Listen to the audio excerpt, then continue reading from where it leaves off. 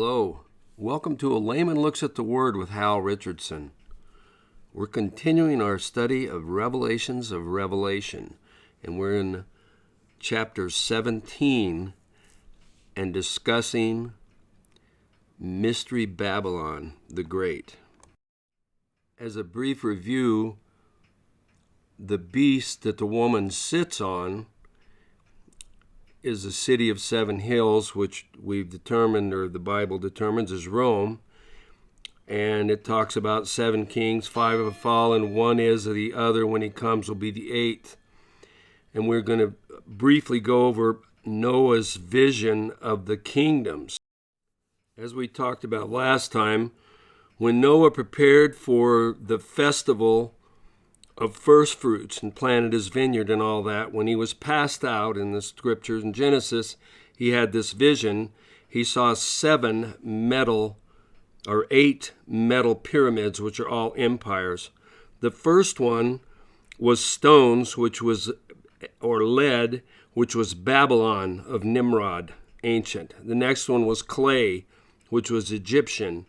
The gold was Nebuchadnezzar, and that was the next Babylon, and that was also in Daniel's vision of the metal statue. Then the silver was Medo-Persia, brass was copper, or brass or copper was Greece or Alexander the Great, the iron was Rome, and the lead or the iron and the clay mixed, or aluminum, was Islam being mixed with Rome. The last empire is a mix of Rome and Islam. And Daniel says it won't fit. It says the toes of the statue can't cling well together as iron and clay. And at the end of those empires, Christ comes and takes over the world. Since my last program, Pope Francis has died. This is him in state at the Vatican. He was 88 years old. This will put a change in some of the things that were happening, but he had a good start at trying to make a world religion and putting the world religion headquarters and different things like that. It'll be interesting to see what happens now with the next pope. According to Malachi's prophecy, Pope Francis was the last pope, but apparently either that prophecy's wrong or misinterpreted. So continuing, Revelation 17:12. And the 10 horns which thou sawest are 10 kings, which have received no kingdom as yet, but receive power as kings 1 hour with the beast. These have one mind, and shall give their power and strength unto the beast. This will be 10 powerful nations, or sectors of nations, that submit to the rule of the Antichrist, who is the beast. The elite of the world have divided the world into 10 different regions. Revelation 17:14. These will make war with the Lamb, and the Lamb will overcome them, for he is Lord of lords and King of kings, and they that are with him are called and chosen and faithful. Now this is talking about Armageddon, which will be in the valley of Megiddo. Verse 15, and he saith unto me, the waters which thou sawest, where the whore sitteth, are the peoples and multitudes and nations and tongues. And the 10 horns which thou sawest upon the beast, these shall hate the whore, and shall make her desolate and naked, and shall eat her flesh, and burn her with fire. For God hath put in their hearts to fulfill his will, and to agree, and to give their kingdom unto the beast, until the words of God shall be fulfilled. And the woman which thou sawest is that great city, which reigns over the kings of the earth. Babylon will be a real city again, as described here in Revelation. In its ancient day, the city was Babylon, but today, even though it was rebuilt by Saddam Hussein, it is vacant. Some prophecy teachers believe it will be built up again by the time of the tribulation.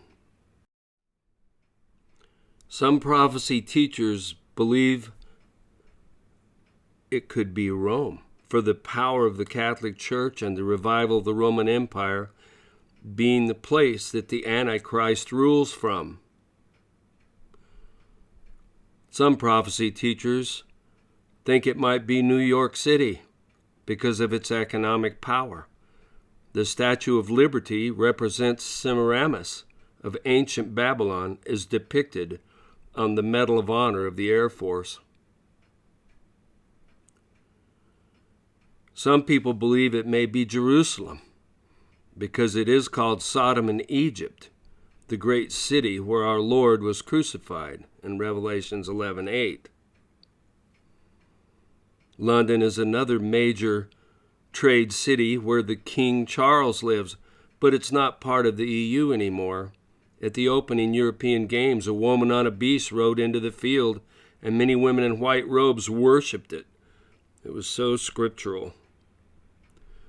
But regardless where it is, the world is going to be deceived by the whore of Babylon. Revelation 18, we see that Babylon is destroyed, and merchants mourn when they see it burning. Verse 1, after these things I saw another angel come down from heaven, having a great power, and the earth was lighted with his glory. And he cried mightily with a strong voice, saying, Babylon the great is fallen, and has become the habitation of devils, and the hold of every foul spirit, and the cage of every unclean and hateful bird. For all nations have drunk of the wine of the wrath of her fornication. And the kings of the earth have committed fornication with her, and the merchants of the earth are waxed rich through the abundance of her delicacies. And I heard another voice from heaven saying, Come out of her, my people, that you be not partakers of her sins, and you be not receive of her plagues. For her sins have reached unto heaven, and God hath remembered her iniquities. Reward her even as she rewarded you, and double unto her, double according to her works, in the cup which she has filled to her double. How much she has glorified herself and lived deliciously, so much torment and sorrow give her.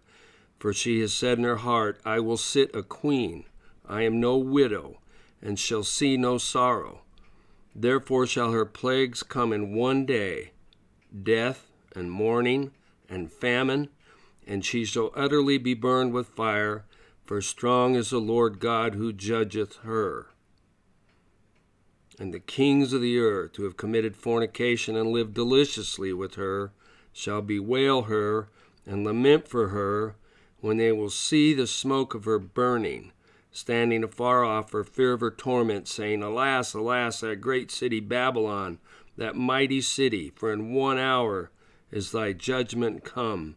And the merchants of the earth shall weep and mourn over her, for no man buys her merchandise any more, the merchandise of gold and silver and precious stones and pearls and fine linen and purple and silk and scarlet and fine wood and all manner of vessels of ivory and all manner of vessels of most precious wood and of brass and of iron and marble and cinnamon and odors and ointments and frankincense and wine and oil and fine flour and wheat and beasts and sheep and horses and chariots and slaves and souls of men. And the fruits that thy soul lusted after are departed from thee, and all things which were dainty and goodly are departed from thee, and thou shalt find them no more at all. And the merchants of these things which were made rich by her shall stand afar off for the fear of her torment, weeping and wailing, and saying, Alas, alas, that great city that was clothed in fine linen and purple and scarlet and decked with gold and precious stone and pearls. For in 1 hour so great riches is come to naught. And every shipmaster and all the company of ships and sailors and as many as trade by sea stood afar off and cried when they saw the smoke of her burning, saying, What city is like this great city? And they cast dust on their heads and cried, weeping and wailing, saying, Alas, alas, that great city wherein were made rich all that had ships in the sea, by reason of her costliness. For in 1 hour she is made desolate. Rejoice over her, thou heaven, and you holy apostles and prophets, for God hath avenged you on her. And a mighty angel took up a stone like a great millstone and cast it into the sea, saying, Thus with violence shall that great city Babylon be thrown down, and shall be found no more at all.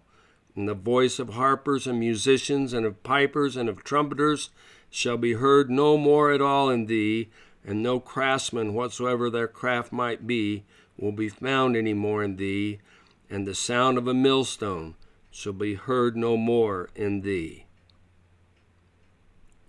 This is not just a spiritual thing alone, but of real destruction of a great city of trade. Nations and merchants will mourn and weep over its destruction.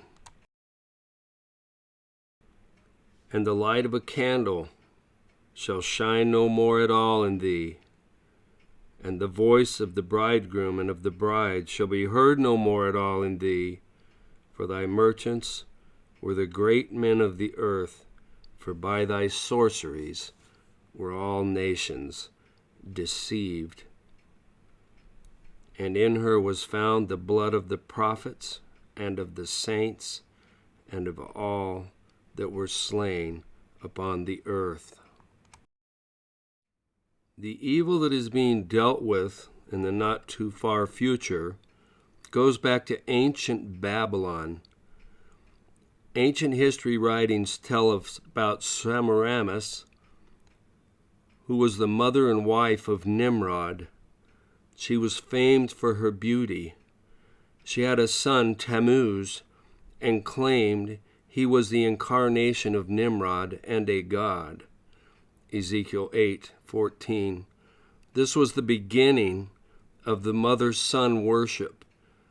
This Tammuz was born after Nimrod's death.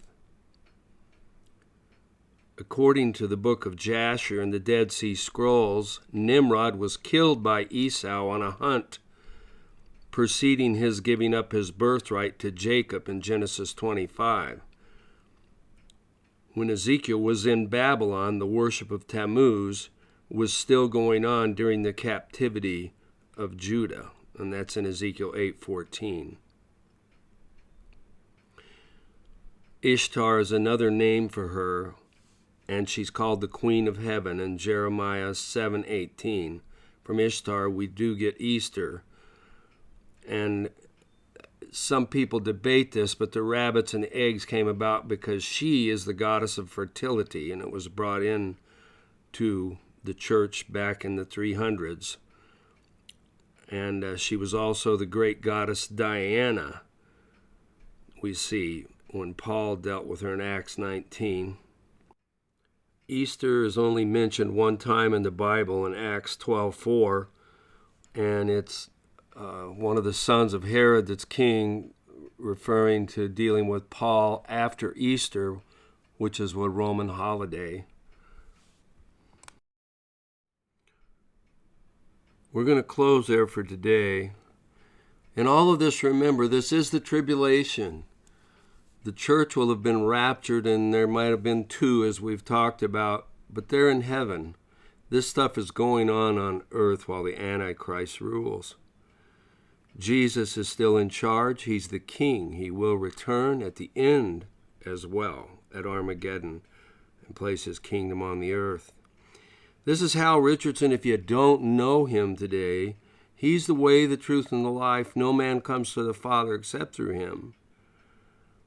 Accept Jesus in your life today. Become part of the family, and then you won't have to even deal with any of these things the way it's going to be for the people on the planet. This is Hal Richardson. Join me next week. We'll continue with Revelations of Revelation. Bye for now.